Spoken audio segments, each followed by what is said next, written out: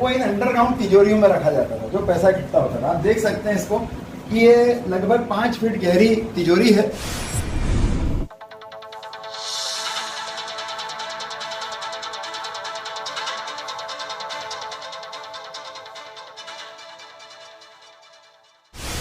नमस्कार, आप देख रहे हैं न्यूज़ गैलेक्सी। मैं हूं आपका दोस्त आसिफ सिद्दीकी और आज हम पहुंचे हैं जिला कोषालय में।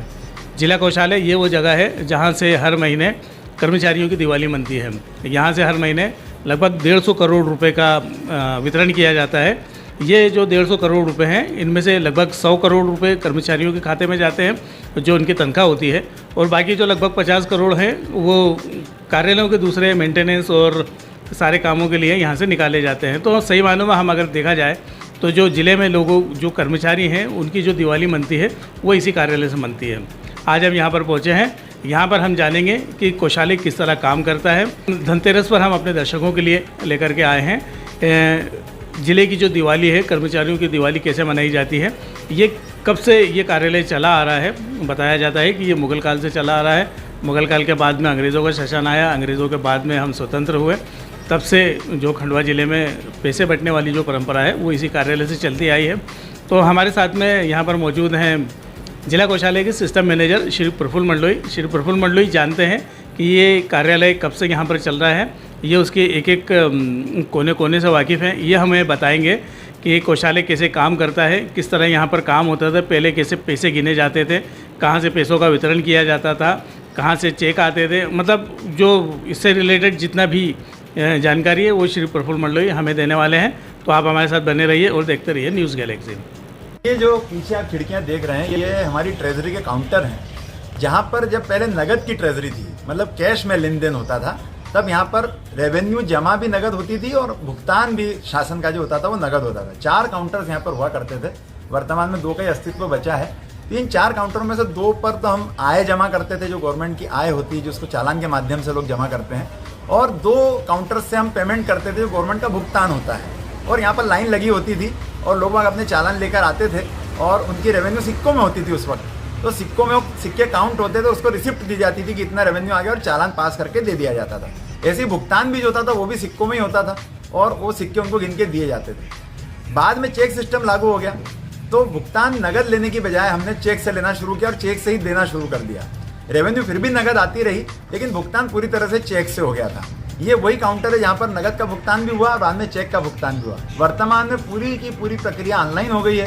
अब ना तो कोई चेक दिए जाते हैं, ना कोई बिल यहाँ पर रिसीव होते हैं। अब पूरा बिल ऑनलाइन आता है, कंप्यूटर पर आता है, कंप्यूटर पर ही चेक होता है और अकाउंट में सीधे धनराशि जमा हो जाती है। यहाँ पर अब किसी को भी आने की आवश्यकता नहीं रह गई है। इस भवन में अंदर जाने से पहले आइए हम आपको बताते हैं इस बिल्डिंग का इतिहास। ये जो बिल्डिंग आपको नज़र आ रही है, ये बिल्डिंग पहले कलेक्टर कार्यालय हुआ करती थी। खंडवा में कमिश्नरी होती थी और खंडवा में डिप्टी कमिश्नर बैठा करते थे और डिप्टी कमिश्नर ही ट्रेजरी के अधिकारी भी हुआ करते थे। 1919 में कलेक्ट्रेट को यहाँ से स्थानांतरित कर नई बिल्डिंग में ले जाया गया। 1919 में काले पत्थरों से बनाया गया कलेक्ट्रेट भवन आज भी नया भवन कहलाता है। काउंटर से जब नकदी जमा होती थी तो वहाँ पर भी तिजोरियाँ हैं उसको रखने के लिए, और जब ज़्यादा धन इकट्ठा हो जाता था उसको यहाँ पर एक तलघर हुआ करता था, उस तलघर में रखा जाता था। उसका एक दरवाजा था जिसमें से एक आदमी अंदर उतर सकता था। और रेवेन्यू पहले तो छोटी छोटी थैलियों में इकट्ठी होती थी, उसके बाद फिर उसको बोरों में रखा जाता था, काउंटिंग करके उस पर स्लिप लगाई जाती थी कि इसमें कितने रुपये हैं, और वो यहाँ पर एक तहखाने के अंदर उसको रख दिया जाता था। इसी तहखाने के ऊपर पुलिस गार्ड की ड्यूटी होती है, जिसमें 1-4 की गार्ड होती है, और वो 1-4 की गार्ड इसकी हिफाजत करती थी खजाने की, और उनके पास बंदूकें होती हैं सुरक्षा के लिए, और बड़ा सिक्योर किस्म का माहौल है। और यहाँ पर जो पैसा एक बार आ गया वो सुरक्षित हो गया, वो तभी निकाला जाता था जब बड़ी धनराशि की आवश्यकता होती थी। यहाँ पर उसका दरवाजा हुआ करता था और ये बंदूकों का स्टैंड है। ये पूरी दोहरी पत्थरों की बनी हुई इमारत है। इसके बीच में लोहे की प्लेट भी डली हुई है ताकि कोई सेंधमारी ना कर सके। ऐसी बड़ी सिक्योरिटी यहाँ पर की गई है।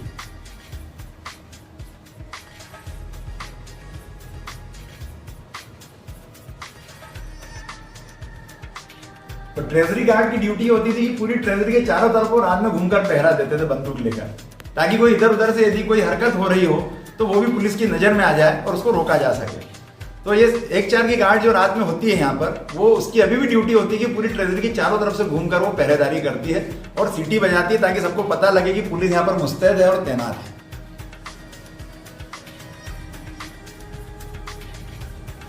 हमारी ट्रेजरी का स्ट्रांग रूम यानी दृढ़ कक्ष। इस दृढ़ कक्ष में जो रेवेन्यू इकट्ठी होती थी इनिशियली, रोज वाली जो रेवेन्यू थी, वो लाकर यहाँ थैलियों में, बोरियों में इस स्ट्रांग रूम में रख दी जाती थी और यहाँ जब ज्यादा पैसा इकट्ठा हो जाता तो तलघर में उतार दिया जाता था। यहाँ जो रोज का लेन देन है वो यहाँ से रोज ऑपरेट होता था, पैसा रोज यहाँ जमा होता था, रोज यहाँ से निकलता था।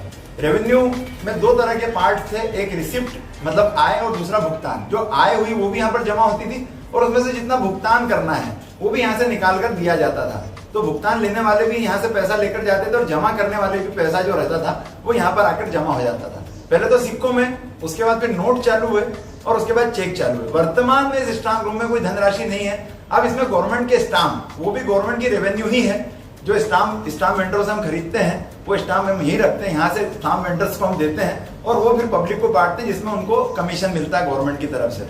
ये उनके आय का स्रोत है और पब्लिक को यहाँ आकर स्टाम्प नहीं लेना पड़ता। स्टाम्प वेंडर को हमने डेप्यूट कर रखा है, जिसको डिस्ट्रिक्ट रजिस्ट्रार आते हैं स्टाम्प वेंडर, और वो लोग यहाँ से स्टाम्प लेके जाते हैं और पब्लिक को देते हैं। तो ये वर्तमान में स्ट्रांग रूम स्टाम्प रखने के काम में आ रहा है। और जब इसमें डुप्लीकेट कीज भी हैं, ऑफिसेस की, कार्यालयों की डुप्लीकेट कीज भी यहाँ पर जमा होती हैं, उनके माल खाने की, उनकी तिजोरियों की डुप्लीकेट की वो रखते हैं और फिर जब उनको आवश्यकता पड़ती तो निकालते हैं और साल भर में एक बार हम उनसे रिन्यू करवाते हैं। वो पैकेट खोलकर सीलबंद पैकेट में आती है, सीलबंद पैकेट में उनको दी जाती है। और ऐसे ही कोई जब्ती का सामान है, मान लीजिए कि रेड पड़ी या कुछ भी जब्ती करी गवर्नमेंट ने, तो वो धनराशि या वो सामान, बहुमूल्य संपत्ति जो है वो भी स्ट्रांग रूम में जमा होती है और उसको फिर निकाल कर दिया जाता है सीलबंद पैकेट के रूप में और 1 साल में एक बार रिन्यू करना पड़ता है। ये इस स्ट्रांग रूम की अभी वर्तमान में कार्य प्रणाली है। और यहाँ पर 2 ताले होते हैं, आप देख सकते हैं। इसको इसलिए डबल लॉक भी कहा जाता है, जिसमें एक पर जो हमारा ट्रेजरार है, ट्रेजरी का खजांची के हस्ताक्षर होते हैं और दूसरे ताले पर कोषालय अधिकारी के हस्ताक्षर होते हैं। ये 2 लोग मिलकर ही इस स्ट्रांग रूम को, डबल लॉक को खोल सकते हैं और यही मिलकर इसको बंद भी कर सकते हैं। जब तक दोनों लोग एक साथ नहीं होंगे तब तक ये स्ट्रांग रूम ना खुलेगा ना बंद होगा। इसको खोलने और बंद करने के भी नियम है और जब ये खुलेगा तो सामने हमारा बंदूकधारी गार्ड खड़ा रहेगा और वो उसकी उपस्थिति में ही ये खुलेगा। रजिस्टर में उसकी एंट्री भी होगी, कौन खड़ा था, कितने समय खुला, कितने बजे बंद हुआ, उसकी भी एंट्री इसके अंदर की जाती है। तो पूरी की पूरी सिक्योर व्यवस्था है ये, ऐसा कोई भी व्यक्ति आकर इसको नहीं खोल सकता है। ये जो डबल लॉक आप देख रहे हैं, ये ट्रेजरी जो है सन 1875 में स्थापित हुई थी और इसका प्रभारी अधिकारी तत्कालीन कलेक्टर, जिसे डिप्टी कमिश्नर कहा जाता था, वो होता था। और उनकी सीट यहाँ सामने है, उसको हम आपको दिखाते हैं। डिप्टी कमिश्नर रेवेन्यू उनको कहा जाता था और उनके ठीक सामने ये स्ट्रांग रूम हुआ करता था ताकि उनकी नजर में रहे कि ये जो पैसा आ रहा है, जा रहा है, वो सब सिक्योर तरीके से रखा जा रहा है या नहीं रखा जा रहा है। और यहाँ पर कलेक्टर का चेंबर था, जहाँ पर अभी हमारे असिस्टेंट ट्रेजरी ऑफिसर बैठते हैं। तो यहाँ पर पहले कलेक्टर बैठा करते थे, जिनकी आने की व्यवस्था पीछे से थी। जो फूड ऑफिस है आजकल, वहां से वो आते थे। पोर्च है सामने, जिसको आपने बताया है अभी, उस पोर्च में उनकी गाड़ी खड़ी होती थी और वहां से वो इस दरवाजे से अंदर एंटर होते थे और वहीं से वो बाहर निकलते थे। लेकिन उनके ठीक सामने स्ट्रांग रूम हुआ करता था ताकि जो भी कैश का लेन देन हो रहा है वो उनकी नजर में रहे, वो उस पर उनकी नजर रहे बाकायदा कि कौन आ रहा है, कौन जा रहा है और पुलिस खड़ी है या नहीं खड़ी है। यहाँ से ठीक नजर उनकी पड़ती रहती थी स्ट्रांग रूम के ऊपर। तत्कालीन कलेक्टर की, जिसे डिप्टी कमिश्नर कहा जाता था, वो उनकी नजर में सारा कार्य होता था और बराबर देखते रहते थे कि किस तरह से लोग बाग आ रहे हैं, जा रहे हैं और सारी चीजें सुचारू रूप से चल रही हैं। अपने रूटीन के काम करते करते भी वो सब पर नजर रखना उनकी ड्यूटी हुआ करती थी। और यहाँ पर उनकी जो टेबल है, आप ये देख सकते हैं, टेबल उसी वक्त की है और इसमें इन और आउट के 2 खाने हुआ करते थे, जिसमें कि एक में फाइलें जिस पर साइन करना है वो आती थी और दूसरे में वो जिसका डिस्पोजल उन्होंने कर दिया है। वर्तमान में यहाँ पर हमारे सहायक कोषालय अधिकारी बैठते हैं। देख रहे हैं, आप देख सकते हैं DCR 7 इस पे लिखा हुआ है। DCR का फुल फॉर्म होता है डिप्टी कमिश्नर रेवेन्यू। तब कलेक्टर को डिप्टी कमिश्नर रेवेन्यू कहा जाता था। बाद में ट्रेजरी का एस्टेब्लिशमेंट अलग हो गया। पहले तो जब ये ट्रेजरी बनी थी, जब कलेक्ट्रेट के अंडर में ही हुआ करती थी और कलेक्टर ही ट्रेजरी ऑफिसर हुआ करते थे। बाद में ट्रेजरी ऑफिसर की एस्टेब्लिशमेंट अलग हो गई। तो ये लेकिन टेबल वही है जो उस वक्त डिप्टी कमिश्नर रेवेन्यू जिस पर बैठा करते थे और उस पर अपना सारा कार्य वो किया करते थे और उसके सामने ही स्ट्रांग रूम हुआ करता था। तिजोरियां हैं जहाँ जब ये काउंटर हुआ करते थे, अब हम अंदर की तरफ हैं।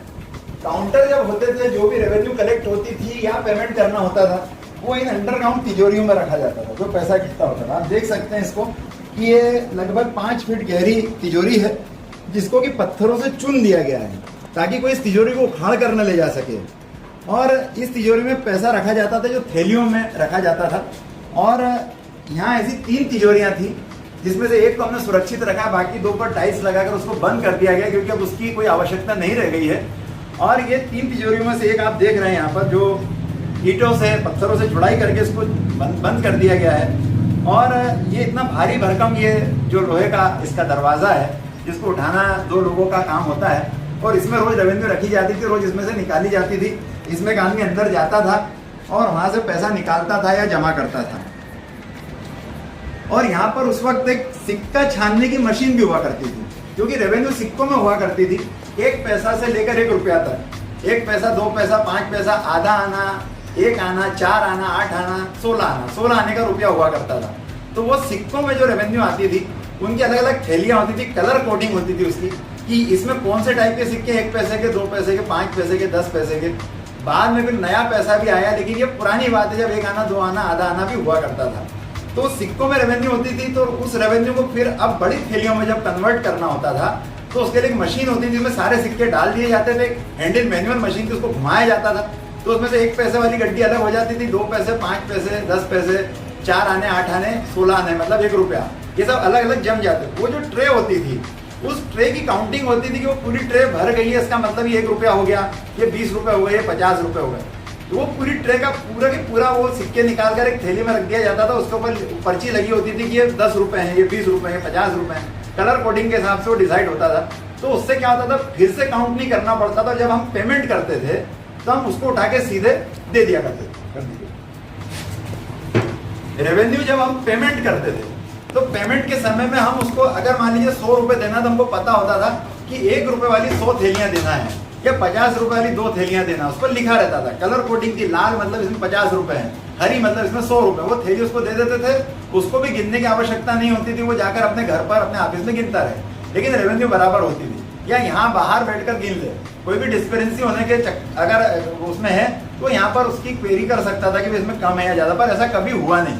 वो सिक्का छानने की मशीन अब तो इतिहास की वस्तु हो गई, क्योंकि अब वो नहीं रही यहाँ पर। लेकिन जो पुराने लोग बताते हैं कि सिक्का छानने की मशीन से रेवेन्यू फटाफट कलेक्ट हो जाती थी, और सिक्के बाकायदा ट्रे में जम जाते थे। उस ट्रे की काउंटिंग होती थी, पूरी ट्रे भर गई, उसका मतलब इतना पैसा इसमें हो गया। उसको भी तिजोरी में उतार दिया जाता था। जब और ज़्यादा हो जाता था तो इसको निकाल कर स्ट्रांग रूम में जमा कर दिया जाता था। ये यहाँ की प्रोसेस थी। तो हमारे साथ मौजूद है इस समय जिला कोषालय अधिकारी। हम उनसे बात करेंगे कि जिले भर में कर्मचारियों को कितना पैसा यहाँ से जाता है।